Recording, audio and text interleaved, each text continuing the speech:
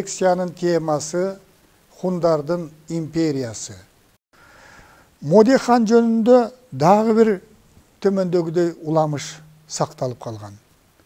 Бул уламыштын мазмуну төмөндөгүдөй. Дунху деп аталган коңшу мамлекет 3 жолу элчилерин жөнөтөт. Биринчи жолу элчи жөнөткөндө Моденин күлүк аргымагын талап кылат. Дунхулардын бул талабындагы кеңешчилери менен кеңешип, ушул аргымак үчүн элдин канын төкпөй эле коелу, аргымакты берели деп бердирет. Экинчи жолу Дунху өлкөсүнүн башчысы дагы тийиштик кылып, Моденин эң жакшы көргөн аялын, акылдуу, сулуу аялын берүүнү талап кылат. Аял үчүн эки мамлекеттин ортосундагы мамилени бузбайлы деп бул сунушка дагы макул болот. Үчүнчү жолу дагы Дунху өлкөсүнөн элчи келип, алардын башчысы эки мамлекеттин ортосундагы дыйканчылыкка жараксыз, мал жайууга жараксыз таштак жерди берүүсүн талап кылат. Өзүнүн кеңешчилери менен кеңешкен учурда кеңешчилердин айрымдары эми мал чарбасына, дыйканчылыкка керексиз ээн жаткан жер, ошондуктан ошол жерди берсек болот дегендей кеңеш берет.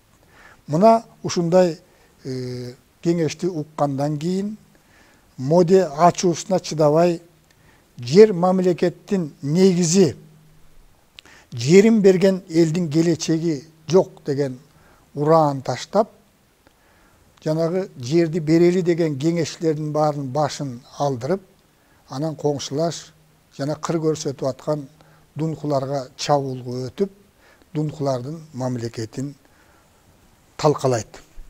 Мына ушундан улам Моде жетектеген хундар өзүнүн жеринин бир укумундагы бөлөктөргө бербөөгө аракет кылган, жерин көз карегиндей сактаган, абдан ата мекенин сүйгөн адамдар болгон деп эсептесек болот.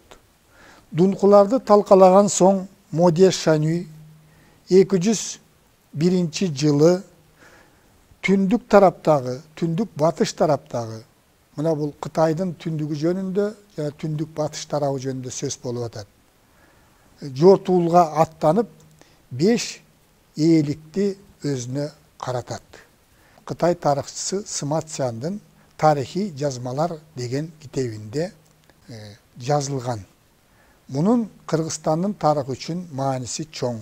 Ошол мезгилде Моде Шанюй караткан ээликтер Кытай тилинде төмөндөгүдөй жазылган. Биринчи ээлик Хунюй, экинчи ээлик Күйеше, бул кыпчактардын ата бабалары деп эсептелип жүрөт. Үчүнчү ээлик Динлин, төртүнчү ээлик Гегун, мына бул кыргыздар, жана бешинчи ээлик Цайли. Мына ушул 5 ээликти Моде Шанюй каратып алган деп ушул Сыма Цзяндын китебинде жазылган. Мына бул тарихи жазма Кыргызстандын тарыхы үчүн мааниси өтө чоң. Мына ушуга таянып, биздин эрага чейинки 3-чү кылымда кыргыздардын өзүнүн мамлекеттүүлүгү болгондугу такталды. 2003 жылы кыргыз мамлекеттүүлүгүнүн 2200 жылдыгын эл аралык алкакта ушул Сыма Цзяндын жазып калтыргандыгы жөнүндө калтырганына таянып биз белгилегенбиз. Ушундан кийин Моде Шанюй чыгышты карай жеңиштүү жортуулдарды уюштурат. Тынч океандын жээгине чейин аймакты басып алган. Армиясы бир аз эс алган соң Моде эми Кытайга согуш баштайт. Кытайдын армиясы хундардыкынан 15-20 эсе көптүк кылган. Бирок бул армиянын көптүгү Модени коркуткан эмес. Анткени Моденин согуштук тактикасы өтө күчтүү болгон. Ал жанагы өзүнө тиешелүү армияны 3 бөлүккө бөлүп, биринчи бөлүгүн оң канат, экинчи бөлүгү сол канат, үчүнчү башкы бөлүк бул чордондук бөлүк деп бөлүп, анан дагы бир бөлүгүн ар дайым буктурмага жашырып койгон. Алдыңкы катарга начарраак аскерлерди коюудагы ошо Моденин тактикасы болгондугун Кытай тарыхчылары жазат. Душман адегенде ушу алдыңкы катардагы аскерлерге кол салып, алар менен беттешип, күчтөр начарраак болгондуктан аскерлер, хундардын аскерлери адегенде артка чегине баштаган. Артка чегинип ортого кирген мезгилде анан оң канат, сол канат, анан дагы күчтөр керек болсо буктурмадагылар кол салып, анан бат эле душманды жеңип алган тактика күчтүү өнүккөн. Мына Кытай жазмаларында ар дайым мына суроолор коюлат. Эмне үчүн көп сандуу Кытай аскерлери ушу аз сандуу хундардан жеңилип калган? Анан ошондо тарыхчылардын жыйынтыктары ушундай келет. Кытай эли бул күжүрмөн, эмгекчил эл, бирок согушка анчалык жөндөмдүү эмес. Ошого салыштырмалуу ошол доордо хундар аз сандуу болсо дагы ушу согушту жүргүзүүгө өтө жөндөмдүү, күжүрмөн, тактикасы күчтүү болгондугун тарыхый фактылар далилдеп отурат. Кытай менен болгон согуштун натыйжасында Моде Кытайдан хундардын башынан бери ата мекени болгон Ордосту бошотуп алган. Ушундан кийин 300 000 аскер топтогон Моде Кытайдын чек арасынан өтүп Кытайдын азыркы борбору Пекинге, ал мезгилде Пекин шаары болгон эмес, жерге чейин чабуул коюп баргандыгы жөнүндө тарыхый маалыматтар бар. Бир жолку салгылашууда Кытайдын императору Лю Бан 300 000 аскер менен хундарга каршы чыгып, бирок хундардын тактикасынын күчтүүлүгүнүн натыйжасында император өзү хундардын курчоосунда калып колго түшкөн. Ошондо Моде Шанюйдун аялы ортого түшүп атып, анан кийин Кытайдын императорун туткундан бошоткон экен. Ошондон кийин Кытайдын императору тынчтык келишимин түзүп, кепилдик катарында өзүнүн кызын Моде Шанюйга аялдыкка берген экен. Бирок хундар келишимге дагы Кытайдын жанагындай тартууларына да карабай, ортодо курдуруп койгон Улуу Кытай сепилине да карабай, Кытайга тынымсыз жортуулдарды уюштуруп турган. Кайра жортуулдарда ошо Кытайдын борбордук бөлүгүнө, жана айткандай азыркы Пекин жайгашкан жерге чейин улам чабуул коюп турган. Мунун натыйжасында хан династиясы канчалык күчтүү деп эсептелсе дагы, императору Хун империясы менен хан империясы барабар деңгээлдеги мамлекеттер деп таанууга аргас болгон. Биздин заманга чейинки 177-жылы хундар юержилерди талкалап, алар ээлеген жерлерди багындырып алат. Юержилер болсо ошол мезгилде азыркы Чыгыш Түркистанды, Тарим өзөнүн ээлеп турган. Талкаланган юержилердин калдыктары ушу Жети сууну көздөй жер которууга аргас болгон. Ошентип Чыгыш Түркистандан Кореяга чейинки, азыркы Корея жарым аралына чейинки кеңири мейкиндикте хундардын империясы түзүлүп, Азиядагы эң күчтүү мамлекеттердин катарына кошулган. Биздин заманга чейинки 174-жылы Моде Шанюй каза болуп, анын ордун уулу Лаошан Шанюй ээлеген. Ал атасынын даңктуу иштерин уланткан.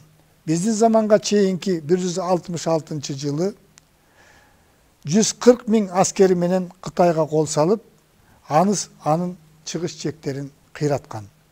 Кытай императору Ван Ди тынчтык келишим сурап, хундарга жыл сайын салык төлөп турууга, чоң суммадагы салык төлөп турууга макул болгон. Биздин заманга чейинки 152 жылы Кытайлар дагы бир ирет тынчтык келишим түзүп, хундардын Шанюйүнө көп байлык менен кошо падыша хан бийкени аялдыкка беришкен. Бул мезгил, ушул Лаошан Шанюй бийлеп турган мезгил Хун империясын абдан гүлдөп, күч алып турган мезгили болгон. Ошол мезгилде Хун империясынын ээликтери түндүктө Енисейдин ортоңку агымына чейин, Тувага чейин жеткен, батышта Тарим өзөнүнө чейин жеткен, чыгыш Түркстанды камтып, анан чыгыш жагынан Манчжурияга чейин жеткен эбегейсиз чоң аймакты Хун империясы өзүнө каратып алган. Биздин заманга чейинки 71 жылы Кытай хундардын империясын талкалоого дагы аракеттерди жасап көргөн. Ал үчүн Кытай бул империяны өзү жалгыз талкалай албасына көзү жеткен. Ошондуктан ал ушул Жети Суудагы усундар менен байланыш түзөт. Уди деген император башкарып алган Кытайды. Бул акылдуу дипломат император болгон. Ошол аракеттерди жасап, ушул күчтүү усун мамлекети менен дипломатиялык мамиле түзүп, туугандык мамиле жасаш үчүн ошол жака тектүү өзүнүн туугандарынын кыздарын берип, дипломатиялык мамиле түзгөн, батыш менен чыгыштын ортосундагы дипломатиялык мамилени түзгөн ушу Уди деп эсептелет. Анан акыры аларды хундар. Мына ушундай кырдаалда Кытай империясы бул мамлекетти биротоло алсыратып, андан кийин талкалоого аракеттерин күчөткөн. Биринчи кылымдын орто ченинде экиге бөлүнгөн Хун империясынын түштүк жагын Хухане деген Шанюй жетектеп, ал мамлекеттүүлүгүн сактап, ушул хан империясына баш ийип бергендигин мойнуна алып, ошолордун мыйзамдары менен жашай баштаган. Бирок мамлекеттүүлүктү сактаган. Түштүк жактагы хундар мамлекеттүүлүгүн бир топ убакытка чейин, тагыраак айтканда биздин эранын 215 жылына чейин сактап турган. Акырындык менен чарбалык жактан, маданий жактан, этникалык жактан Кытайлар менен аралашып, тили аралашып, маданияты аралашып, саясий жактан дагы өз алдынчалыгын сактабай, акырындык менен ушул биздин эранын 3-чү кылымдарында түштүк хундар Кытай империясынын курамына сиңип кеткен. Ал эми түндүктөгү хундарды ошол экиге бөлүнгөн мезгилде Чижи деген Шанюй жетектеген. Ал өз алдынчалыгын сакташ үчүн хундардын ата мекени болгон Ордостон чегинип, Кытайдын түндүгүнөн Орто Азияны көздөй чегинип, өз алдынчалыгын сактап турган. Бирок мурдакыдай кубаттуу мамлекет болбой, кээде гана баскынчылык саясаттарды жүргүзүп, өзүнө коңшу турган кыргыздарга, диндерге үстөмдүк кылууга аракет кылган. Бул Чижи жетектеген хундар Кыргызстандын жергесине келишип, талас жергесин тандап алып, ошол жерге Чижи Шанюй чеп курдурат. Түндүккө жылган хундардын күч алышынан чоочулаган Kıtaylar atay asker jiberiп, bizdin zamanга чейинки 36-жылы Талас жергесинде Чижи-Чижинин армиясына кыйраткыч сок курат. Чижи-Чижи колго түшүп, Кытайга алып кетишет, ошол жактан каза болгон. Ал эми ушул Кыргызстандын аймагында Жети сууда турган хундар акырындык менен жергиликтүү элдерге аралашкан, бир бөлүгү батышты көздөй жылган. Жыйынтыктап айтканда, Хун империясы баш аягы тарихи маалыматтар боюнча 3 кылым биздин заманга чейин, 3 кылым биздин замандан кийин жашаган. Даңазалуу доору бул биздин заманга чейинки 3-1 кылымдар. Ал эми биздин заманда хундардын таасири мурдагыдай болбой төмөндөп калган. Дүйнөлүк тарых боюнча элдердин улуу көчүнүн мезгилинде хундардын бир бөлүгү Европага, азыркы Венгриянын аймагына жылган. Ошол жакта Даңазалуу Атилланын жетекчилиги менен ошол жерде Европанын тарыхында гундар деген ат менен өзүнчө мамлекет түзүп, ошо Европанын тарыхында чоң рол ойногон. Убагында анын бул Атилла түзгөн империя Европага абдан чоң өнүгүшүнө чоң таасир этип, Рим дагы бул мамлекетке салык төлөп турууга аргас болгон. Бул жөнүндө окуучулар, студенттер дүйнө тарыхынан окуса болот. Демек, хундар борбордук Азияда мамлекет түзүп, империя түзүп, тарыхта чоң из калтырган. Хундардын урпактары катарында азыр түрк тилдүү элдердин көпчүлүгү, анын ичинен кыргыздар дагы сыймыктанып окуп үйрөнсө болот.